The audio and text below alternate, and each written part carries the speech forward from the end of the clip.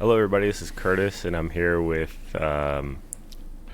Caleb, and this is another episode of Ink to Table podcast. We're here with John. How you doing, John? I'm good. How are you guys? Good. If you want to give us a little intro on like your book you're working on and what you've been creating. Sure. My name is Jon Auerbach. I am a comics writer and fantasy author from New York City. My comic series is a modern fantasy adventure series called Blood of Atlantis. It's about a group of New York City questers who are searching for the lost city. Story takes place in kind of a version of our real world where there's a hidden magical undercurrent. And I've been working on an urban fantasy book series also for the past few years, and this is a spin-off of that. A spin-off from like the novel series? Yes. Oh, nice. Okay, I didn't know that. How many novels have you written currently? Are you more familiar like writing novels or comics right now? So I've written 2 books in that series. They're about 450 pages each, and a good amount of short stories and some novellas. And so in that series, there's kind of a main character who starts out knowing nothing about the world, and she meets this character Beatrice, who's like a more seasoned quester and has kind of a morally gray bent. And so Beatrice, at the end of the second book, I kind of spun her off into her own kind of plot line, and with the idea of doing something by herself, and that kind of turned into this comic series. Interesting. So I've been more focusing on the comics the last couple of years than the books, but I'm trying to write, little by little, the next, book in the series. It just takes me a lot longer to write books than comics. Yeah, I was going to ask about that experience of like writing books compared to comics. Books or novels is something me and Caleb have always, whenever we have our weekly phone calls, we've always, brainstormed about doing like book spin-offs and stuff, like a real writer like you, but we're just comic writers, and like it does seem like it's like more intensive and more work, but it's also like you don't have to worry about paying for art, so there's a lot of upsides to it, but it's like a whole nother medium. What's your experience in like changing between the two mediums? I think you hit there's kind of trade-offs in both mediums, right? The books, in terms of putting a book out there, the investment is time, and you'll pay for a good cover and good cover design, but it's really time. You kind of have to do it every day, and hopefully you can build up productivity, or if not, it just takes a really long time. Versus the comics, you can write a comic script pretty quickly, but it just costs a lot more to make. But I think kind of coming to comics after writing books, it kind of forced, I wasn't used to thinking so visually. And right. So you don't want, you got to get a crash course in that kind of, when you get the art back and you don't want to see, like 7 pages straight of just talking heads. So you really want to you definitely need to be more conscious of, obviously you guys know in comics, of making it visually interesting, but I also want to kind of flip that back into my writing and saying, how can we make this scene more dynamic instead of having like a really long conversation? How do we make something interesting happen? But it is a difficult, to write a fight scene in a book versus on, in a comic, it's a different challenge. Have you learned any? Oh no, go ahead, Caleb. One thing that I noticed when I read Blood of Atlantis is that you are deep into world building. I mean, it's a spin-off of a novel series, but even just within this comic, you give us a lot of information. And so what I'm curious about is just like, what are your inspirations in terms of what are you reading that is sort of driving you to be so world building heavy in your stories? I'd say I kind of, grew up, which, I didn't really read so much fantasy as a kid, but in my, mid-20s till now, read, Jonathan Strange and Mr. Norrell. Sure. That book is, so it's set in like Victorian England, and immediately you're thrown into this world, and there's just like these academic footnotes, and then they just kind of go off on these weird tangents, like mentions a character, and then it's like, 300 years ago, this fairy army invaded, and blah blah blah blah blah. So and that just continues throughout the whole book. So that just is a huge immersive experience. I read the Brandon Sanderson's Mistborn trilogy probably about 10 years ago, and just how that in the Cosmere, and have read other Cosmere books since then, and how Sanderson is connecting all these different worlds and magic systems. Actually just finished reading Way of Kings. I kind of got intimidated to start Stormlight Archive, which is, each book is 1,100 pages. Right. And it's a really different approach to world building, even for him, because like in Mistborn, there's just complete info dumps, and you have a newbie character who, gets explained the magic, and then they have they start having these huge fights using all the magic at once. And Way of Kings, like the first book, you really don't even know what's going on for probably all of it, which was kind of surprising. So I tried to, it's a lot of, since I've been working on this book series since, the book series started as like a flash fiction piece like 10 years ago. And I kind of built it out from there and trying to figure out the world building as I go along, but cognizant of like, hey, that was the first draft of the first issue that I gave to my friend who had read the book and was like, man, you're throwing a lot in here, like a lot. And I kind of went overboard on this is going to be great for people who've read the book versus like, most of the people who are going to back that campaign and read that issue haven't read the book. So let me take it back a bit and kind of slow it down, but still kind of take advantage of having this world building and stuff that's been it's in these other books and has been in my head and is in all my notes. Try to strike a balance. And did learning to write comics come easy, like after writing like a couple books first? I think it's like the book. One of the good things about the book is I can just kind of go on. If it needs more room, this chapter needs more room. Like for the comic, you can do that, but like then it just is going to cost you more. And I think it's you're hurting your pace. You have to really think about pacing in comics. Books also, but I think it helps you. It's kind of a different muscle to exercise in terms of like structure and pacing. Like you really can't just kind of noodle around. I do find it a little challenging. Like a lot of times I'm writing towards like big plot points in my books and just figuring it out along the way. And I've tried doing that with a comic, and it's exciting kind of to just like figure it out as I'm writing. You can't really do that as much, I've found so far with the comic, because like if you go down the road and write a 28-page script and then get to the end and find none of that worked. I got to pull out the piece in the middle and rewrite it. You could do that, but you're kind of going to waste a lot of time. So it's trying to find a balance of like being interested while writing the script versus like having the structure and the beats down so that you could be efficient and not have to like redo it all the time. So speaking of comics and books and world building, when I read your first issue, one thing that really struck me is something that I have rarely seen in a comic book, where near the end of your first issue, without spoiling anything, you have a page that has a very small amount of drawing, this like people's heads, and then like a huge amount of information. And it comes at a time where like we're ready for that information, but it's just something I wasn't expecting. And I guess, like, why did you decide to do that? And do you think that it works? So I'm a big Jonathan Hickman fan who, if you've read his X-Men books, loves data pages. And so that was kind of what got me hooked back into reading comics when those came out. So I was like, okay, I really want to do a data page, but like, let's see how could we do that in an interesting way? And so I got to that page, and it was going to be something. I originally, I think, wrote it down as like, oh, it's just going to be like an actual data page. It's going to be it's going to look like a typed page. It's not going to be, and the reader will think, okay, well, the information is being conveyed, but here is this other source, like from some book or something that we don't have.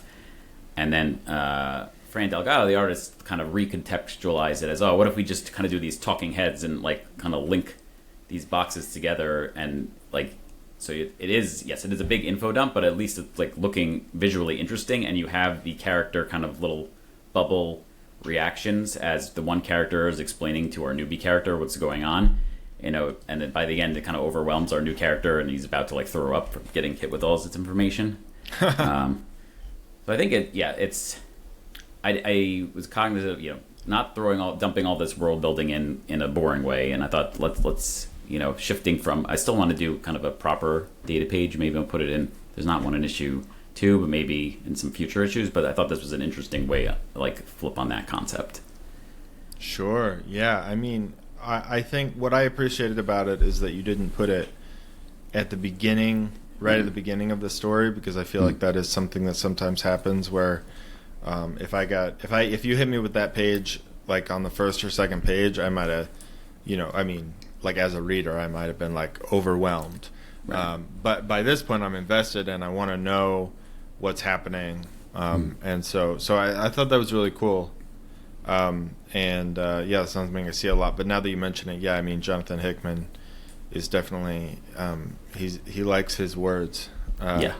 So right on. I was also trying to let's make the book a little longer without maybe paying a little less money, but it ended up being kind of illustrated anyway, so that's fine. I think I was in this issue, in the second issue, I think I had two places where it was like switching scenes, not on a page turn. So I thought about kind of adding in, two of the data pages to kind of break, get a little more intermission between, but it ended up not coming together. But kind of something I'm thinking about, for future issues, just so, when you're on Kickstarter and you're charging, more than your $4 or $5 floppy, you want to be giving value, but it's at the same time it's increasing your costs, to put out these books if they're, extra long. Definitely, yeah. Speaking of Kickstarter, this is like your fourth Kickstarter. Like you said, you've done 2 novels. I'm assuming you have some other day job to help support yourself. And like it was the same. Our last conversation we had with Ro was very much like, I think he was like 4 or 3 Kickstarters in, and like he's kind of newer to the platform. Like how has the platform been for you these past couple of years since your first few Kickstarters? I think I've gone pretty hard in on Kickstarter since probably like 2020. I remember kind of sitting around and trying to. I had put out my first book, and I think that was Brandon Sanderson. I think was launching his leather-bound edition for Way of Kings. I think Curtis, you were launching issue 5 of Beastlands. So I think I saw both of those in kind of quick succession to each other that summer, and I had been reading comics more that summer when there was nothing else to do. So the original thought was, let me take my novel. I think it needs kind of a repackaging and could use a Kickstarter campaign for a special edition, and like build up to that. So I was that summer I listened to probably a ton of the back episodes of the Comics Launch podcast, just backing a lot of campaigns, and just over the next several months, just kind of backing and following everything I could. And then, leading up to that first book campaign that launched, I think, in January 2021. So that when I hit out kind of the big call, like I hadn't really in the past told like family and friends, hey, come buy my book on Amazon, because they always say like Amazon's algorithms, if you do that, we'll just get completely confused. For Kickstarter, there's a little less of that. So that was like my first time for my works. I was like, everyone come out and support, please. And so we got a big day one, and that kind of led to, people on Kickstarter seeing it. So that we had a good, it was a good first campaign for that. I think we had over 360 backers. So that what years did you launch those book campaigns? So the first one was 2021, beginning of 2021 was for special edition for my first book, Guild of Tokens. And for that, I wanted to do more than just, okay, here's a hardcover with a new cover. I was like, I'm going to write a new novella. The new novella is going to be in the book. We're going to do an audiobook for the novella. I hadn't finished writing the novella yet when we launched the campaign. A mistake. But we got that. I got that fulfilled by that summer. So then I was like, okay, we got to get momentum going. Keep the momentum going. We're going to do a book 2, like real, like first launch on Kickstarter in 2022. And I think I was 60 to 70% done with the book when I launched the campaign. And then I ended up finishing that book the following spring. So after that, I was like, never again. I'm not launching anything. Maybe like 5 years down the line when I've done more of these, but I'm not launching anything until it's mostly or almost, completely done or almost done. Because it's such a big anxiety to have to like keep telling the backers, well, it's almost. I'm working on it, and it's like month after month. I didn't like that feeling. And especially for my first comic campaign, I was like, I got to have the issue in the bag done, like, and so since I'm switching kind of areas and categories. Yeah, 100%. I mean, having that anxiety of that holding over your head, of not having something done. Curtis and I both know that, and I think that you're wise to have that stuff done ahead of time. I think that can be hard sometimes, but I think it's a good idea. One thing I noticed looking at your Kickstarter profile that is actually really exciting is that you seem to have maintained a really consistent level of support even when you switched entire mediums from books to comic books. And definitely sometimes people have difficulty when they're switching into something else. I mean, I don't know, do you attribute that to the fact that the comic is a spin-off of the book, or did you have to adjust your strategy when going into comics on Kickstarter? I was hoping for some level of crossover from the books to the comics, and taking advantage of that. I fulfilled the book 2 campaign in summer 2023, and then the comic campaign launched the following year. So it was kind of just, okay, let's restart everything and be consistent from that point on. So I think, but I don't have my a backer kit. It tells you how many people returned. Right. Let me see if I can pull that up.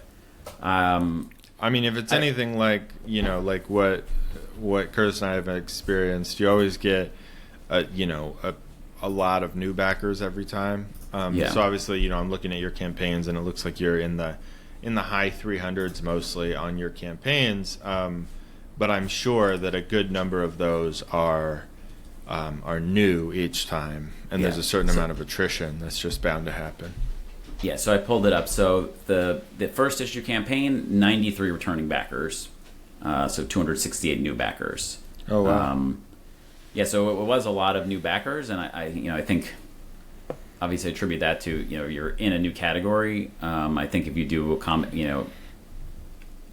a comics campaign, set it up well, it's going to people are going to come out for it. So I paid a lot of attention. I backed a lot of comics campaigns over the years, and I paid a lot of attention to what's a good pitch, and then I also kind of I included this is part of an interconnected book series. If you want the books, here they are also. But I didn't make the books a big pitch, a big part of it. I tried to, those first pages are preview on the page. Were setting the world a little bit, but I tried to make it like, hey, you don't have to have read the book. Don't worry about it. Like, just read this comic.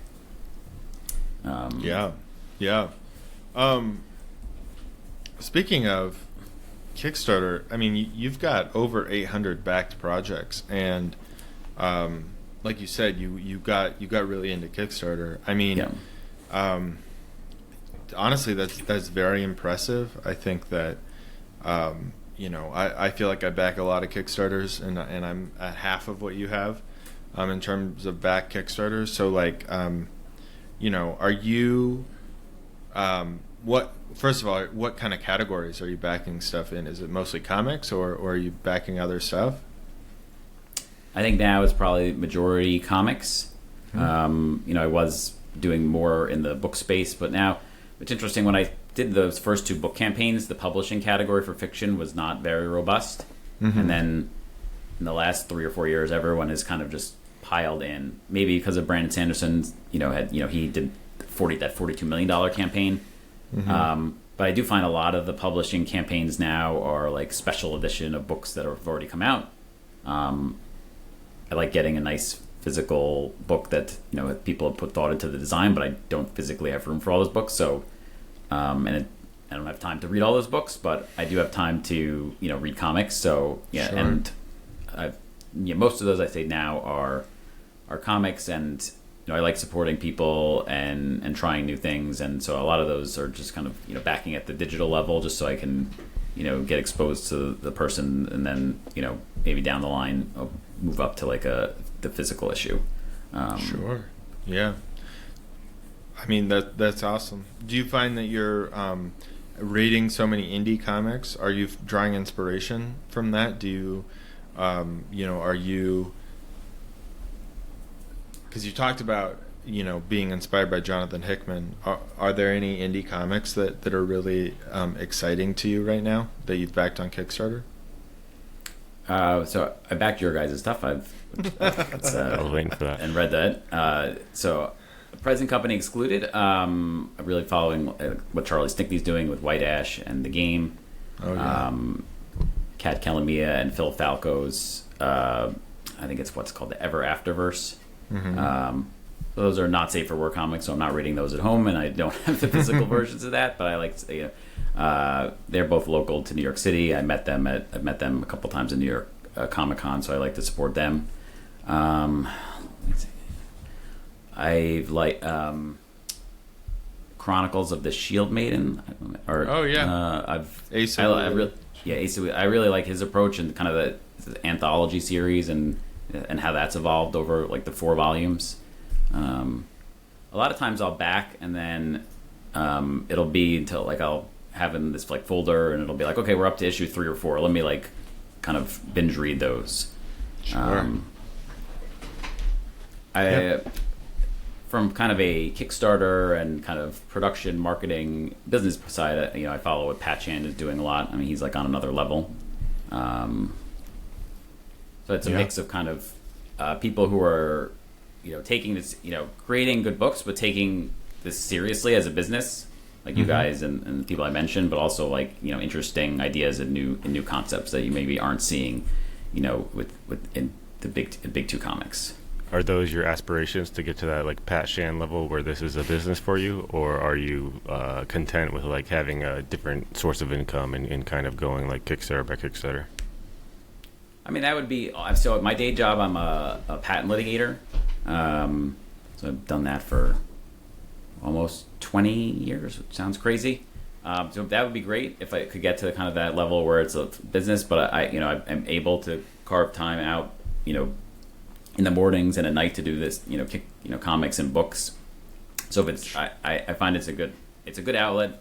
If I can have it paid for me to keep doing it, that's great. If it's, I would love it to build into something bigger. But I'm just kind of I'm taking it campaign by campaign, not kind of looking too far ahead, but, seeing what other people are doing, what you guys are doing, Pat Chan's doing, what, Phil and Kat are doing as like, and Charlie is, aspirational. So I find that's helpful also, not just to kind of head down and just do one thing at a time.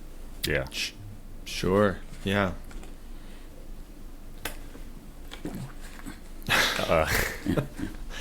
Both of us silent for a second. Sorry, we're operating. Both Curtis and I are operating on very little sleep lately.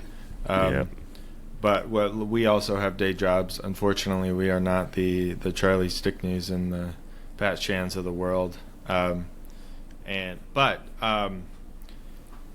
you plan to do any more spin-offs in that world, or do you think you're going to stick with Blood of Atlantis for a while?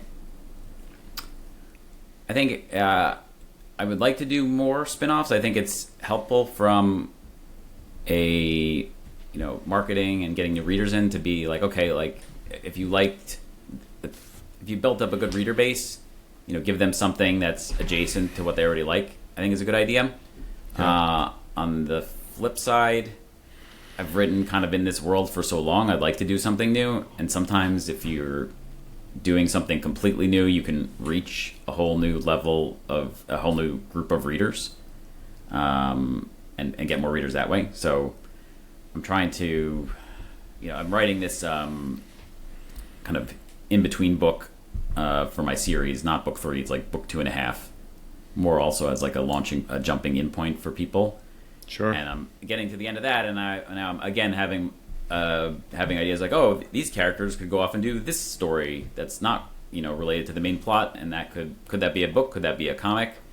I think it's better served for me to kind of focus on getting to 5 issues of Blood of Atlantis before going to another comic series, or at least another spin-off. Like I don't think that makes sense to do a spin-off before I get to the end of what will be volume 1 of hopefully more volumes. Yeah. For sure. Yeah. No, I've definitely discovered that there is there's an amount of spin-off energy that is it reaches the end of its efficacy for sure. Whereas I have definitely found that there have been times when I felt that I have really like kind of maxed out interest in a series, and then I launch something else that's completely unrelated, and I'm discovering new readers, things that going to new heights that I hadn't really seen before, and so sometimes trying to stick within, because like you said, if you stay to what's familiar to your readers, that's gonna probably be dependable. But sometimes stepping outside of that, you can really like discover, new readers and new interest that you wouldn't have otherwise discovered. And so, because I definitely went through a period of trying to max out that spin-off meter as much as I could, and there were diminishing returns for sure, especially when I had multiple going at once. So. Right. So I think what you're doing is wise, and honestly, it seems like right now, you've like you said, you got a lot of new backers each time, which is great. But it does seem to be a relatively consistent level of support, which is great to see, especially when you have a spinoff. If that's still getting as much support as you had from your original thing, that's definitely very exciting. Oh, yeah, we lost Curtis. Yep.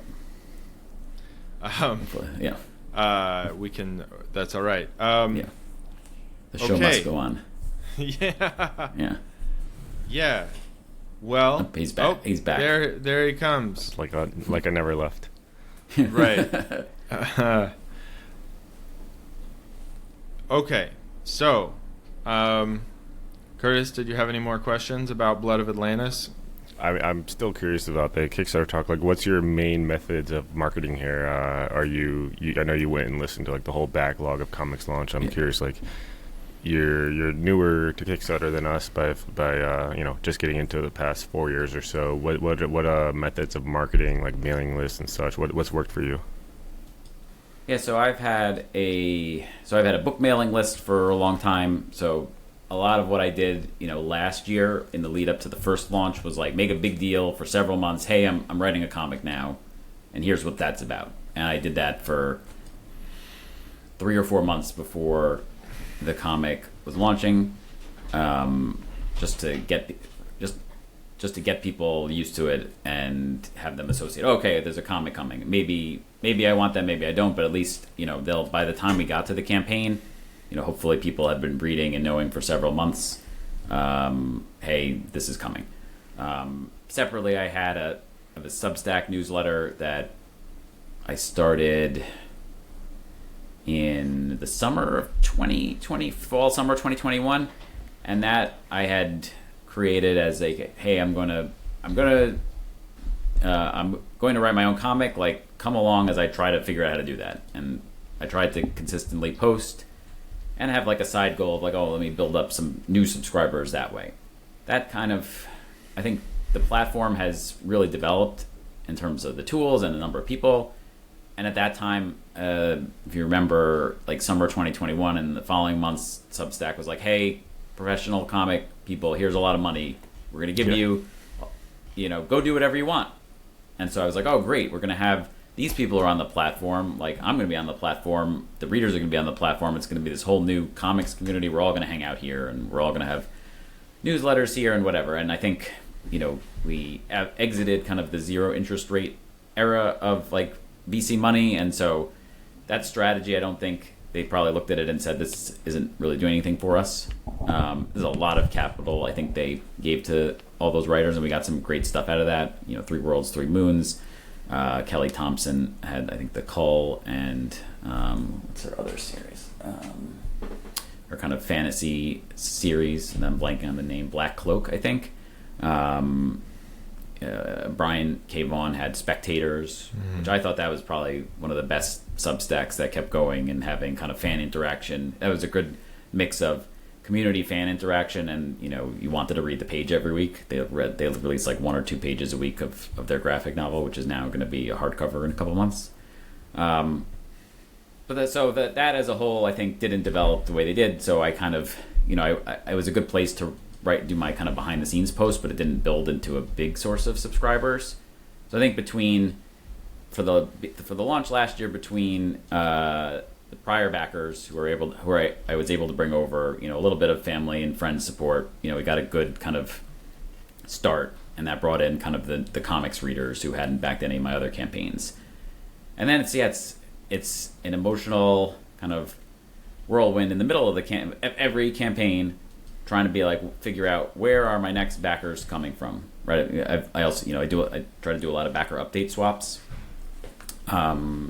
Those are not, I wouldn't say it's a hit or miss, but you can't count on every backer swap just to bring in like 20 backers. Like I found it's just like do as many as you can with books that make sense, and you'll whatever will be, but like it's also kind of relationship building with those creators and getting your name out there for down the road. It's not just like a transactional thing. Okay, great, I got 3 backers from this person, great. It should be like, okay, now this person knows who I am, and I know who and I know who they are. Exactly. And I think you're doing a great job of that, because I knew who you were before even knowing that you were like creating novels and stuff, just from you backing my projects and coming to like always chat with me at New York Comic Con and stuff. Like I think you've definitely done a good job of that and getting involved in the community and stuff.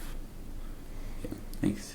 Yeah, I try to, I went to I've been going to New York Comic Con for 10 years. And I remember, I think the first time I went down to Artist Alley, though, was 2021, which was like a very weird year to be at New York Comic Con. There's a lot of indie creators there because kind of the more professional creators, a lot of them weren't traveling. That's where I met Fran Delgado, the artist, for the first time. I had met some other indie comic people who were local to New York, who I had been writing, talking with before the show. And I was like, of any artists looking for work? And they're like, yeah, Fran's down the aisle over there. Go talk to her. In terms of kind of marketing and finding backers, I've done fairly well with Facebook ads.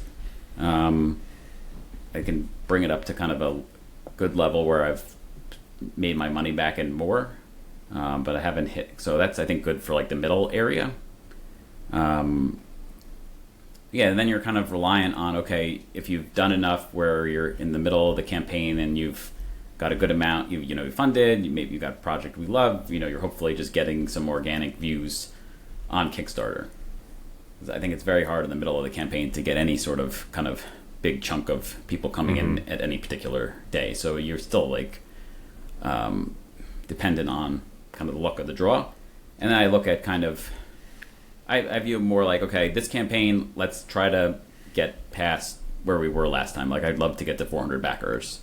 This time, I think we can get there. We're at 236 with, a little more than a week to go, which I think was more than the backers I had at this point last time.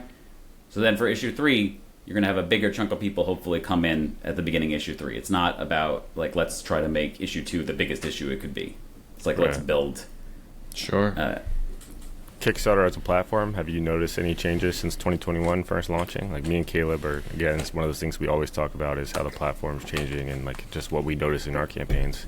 You being 4 campaigns in, have you seen like any changes? I know you switched up mediums after 2 campaigns, but what have you noticed? So during my first campaign, which was 2021, they were like just doing add-ons in beta. They were beta testing add-ons built into the platform. Right before that, you had to be like, okay, if you want this, add $30 and message me. So for that campaign, I was like, I don't have anything to add on because it's one book, so I don't really care. So by the second campaign, I think, my book 2 campaign, I think add-ons were in. So that was, I think, a big change, a big help. I think just logistically. Are you selling many novels as add-ons for the comic? For this campaign, not so much. The first comic campaign, yes, but also I think I put together like a electronic bundle of all the books, short stories, novella, and the audiobook. So I had the bundle with the audiobook and the bundle without the audiobook, and those are a good cost-free add-on that a good amount of people added. So that's good margin items. This campaign, not as much on the book front. I also haven't had a new kind of book come out recently. It'll be interesting to see kind of the other way around when I do my next campaign will be for a book, to see how many of the comic people go to the book campaign, to see what happens when we go back to the comic campaign, and now there's like a new book, and kind of see how much cross-pollination there is, going back and forth. I know Kickstarter's testing, like they're going to have their own pledge manager that they're working on. I just think the interface and the design, the UX looks much better than it, it's improved steadily. The analytics that they're now giving you in this like advanced analytics tab is really interesting. I'm just seeing where people are coming from. I maybe get too hung up on that, daily refers like CSV file. Like if you're like, oh, where did that backer come from? I need to know where this person came from, and that's helpful to know, but you can't get bogged down in like the data, especially with this kind of small sample size. But for sure, one of my favorite features in that advanced analytics is just looking at your previous campaigns and seeing how many, like what percentage of backers from each previous campaign came to this one. Especially now that for me, I've done like over 30 campaigns, and so being able to see where you can almost draw a line for backers on certain campaigns. Obviously there's people who are going to come through, I'm sure you've seen this too, people who are going to come through no matter what, like whether it's a book or a comic book or whatever. I'm sure you could launch another comic that was completely unrelated, and you'd have certain backers that just are fans of yours who would come through, but then you would see other new people, and I think that I just really like seeing that. We talk a lot about data, and I'm not sure we do that much with the data. This is a conversation that Curtis and I sometimes have, is like, oh, we're collecting all this data, but do we do anything with it? Are we actually utilizing the data? And that that is something I'm always thinking about. Are you doing anything with that data, or are you just looking at it? I think, I can't remember. So I also have it on Google. Like I have Google Analytics open most of the campaign, for better or for worse, which is dangerous. Caleb's not like one of us. Yeah. I think the Google Analytics used to kind of track, you put in all these referrer codes.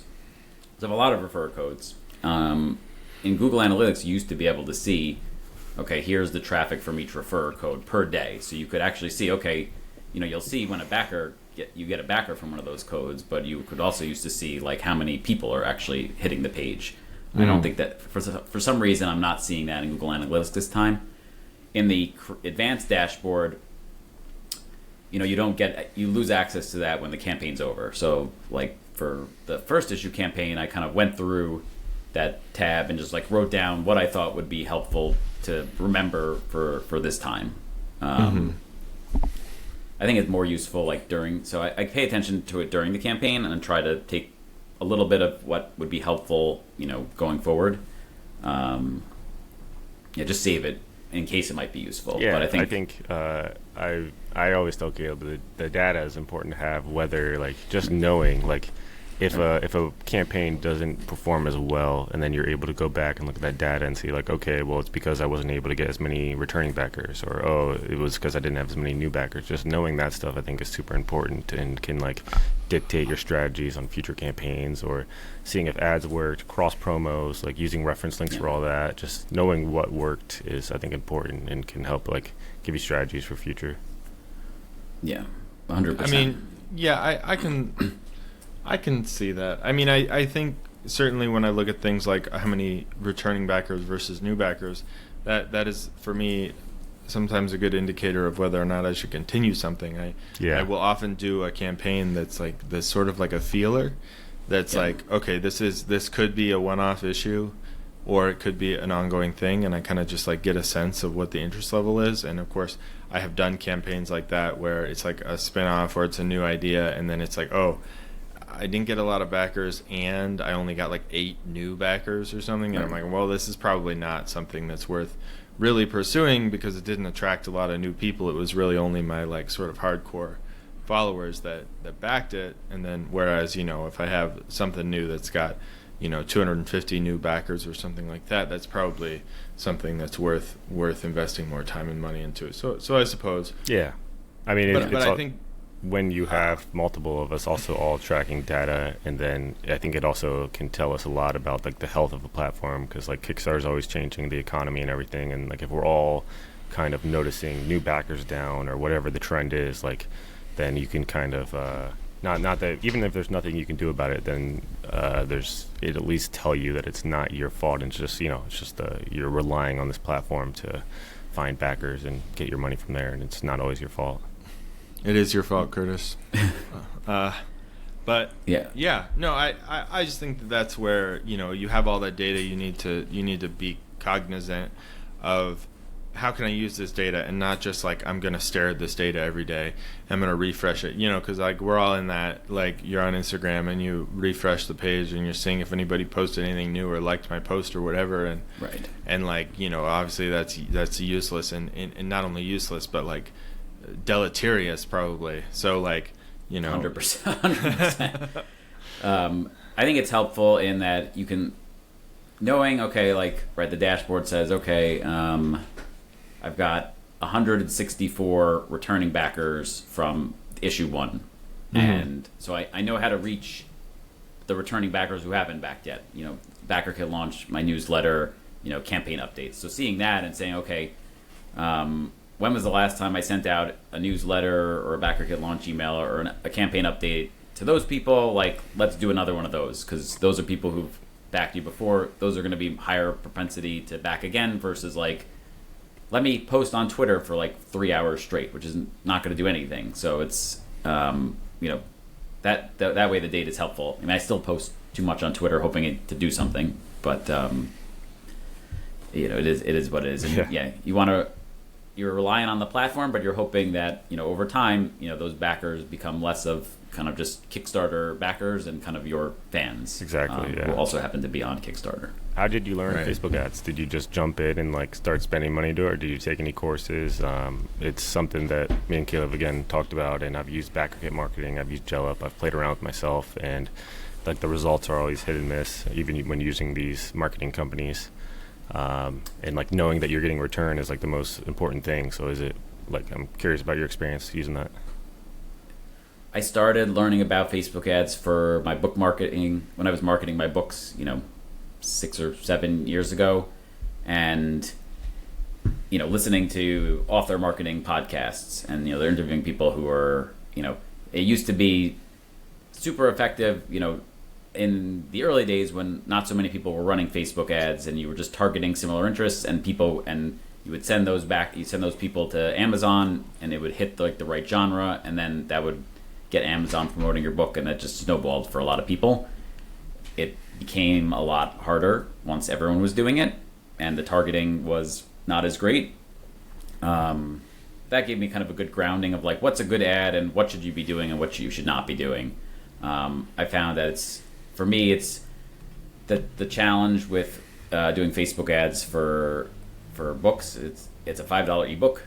You don't really have a lot of luck. It's very hard to get people to buy a paperback from a cold ad on Facebook to buy a paper book on Amazon compared to Kickstarter. So it's a huge difference. You can't put your Facebook pixel on your Amazon ebook page. So all you're doing is sending.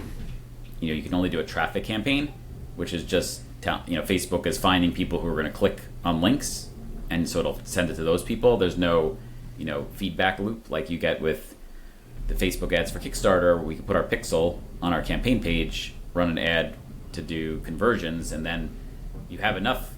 Ideally, if you spent $5,000 and got a ton of conversions, you're getting really good data that Facebook could then use to find more people.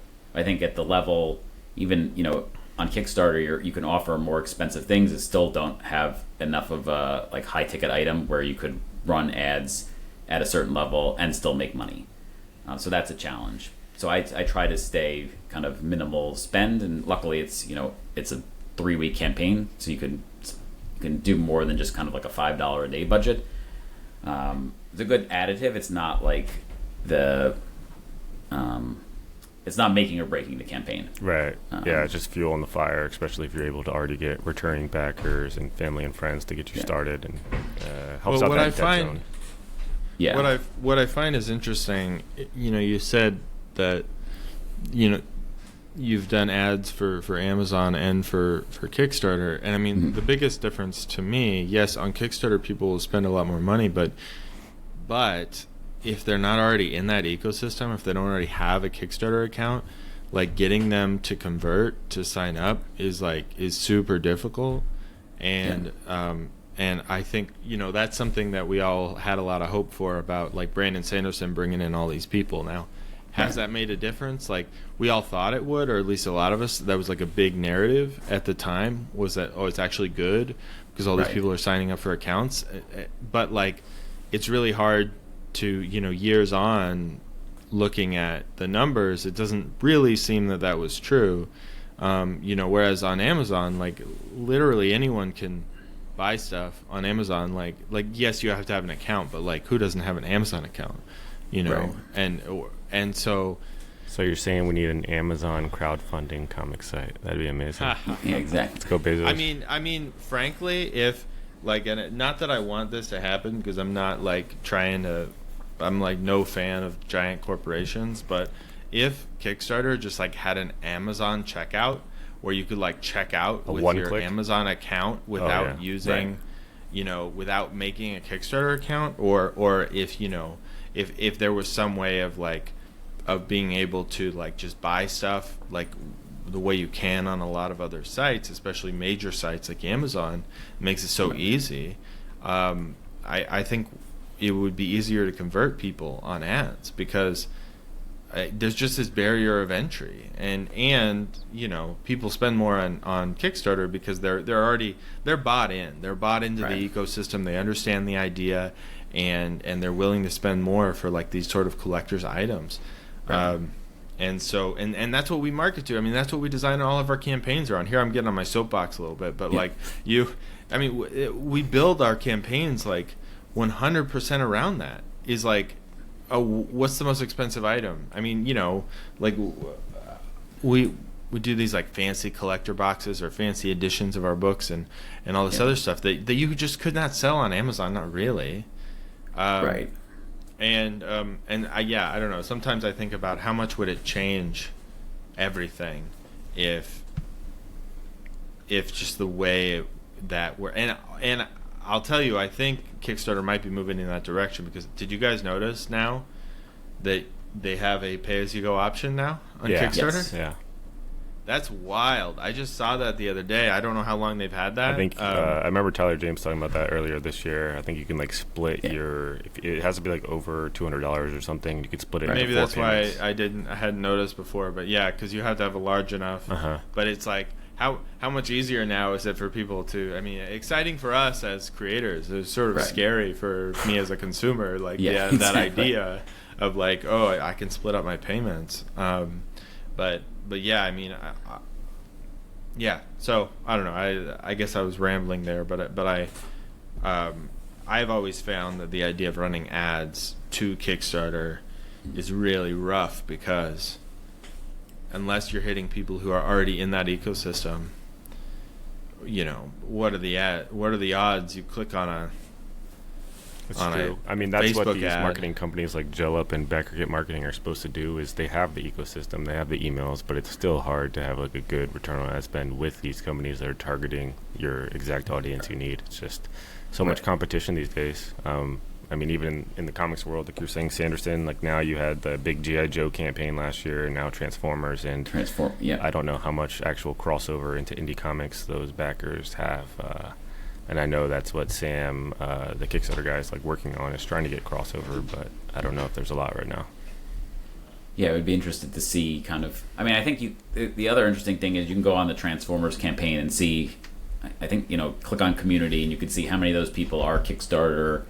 It's their first campaign versus returning backer. Mm-hmm.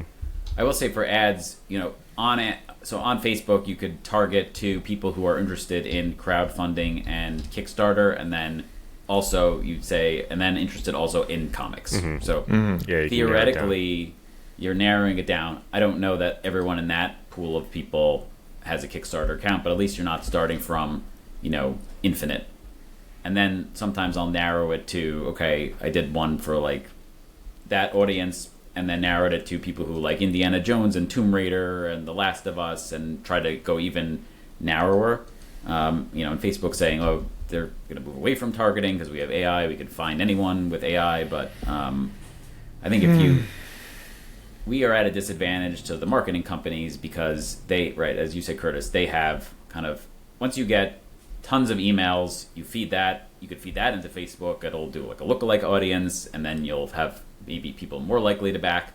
But at the scale that, I'm doing, 300, 400 backers per time, you don't have enough data to kind of get that, working in your favor.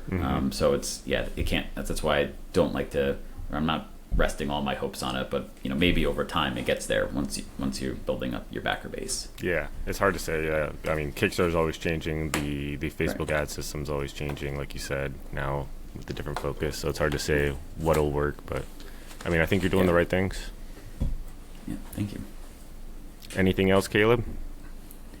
No, man. I mean, Blood of Atlantis is awesome. Yeah, I mean, the last you. thing is it looks like a beautiful book. Like, you did a great job for your first comic series, finding a great art team, and you haven't had to, I mean, many of us have had to switch artists and stuff, like, throughout a first series, and the fact that you have the team together, it looks beautiful, it looks like a good book.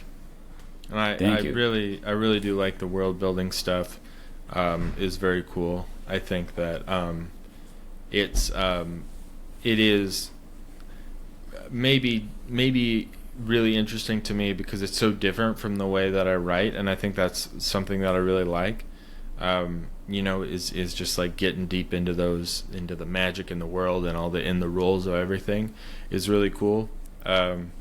It's just very fun to experience. I felt like I got, reading that first issue, I got like a lot of everything, which is really great. So, thanks for coming on, and thank you for having me. Been great. Yeah, of course.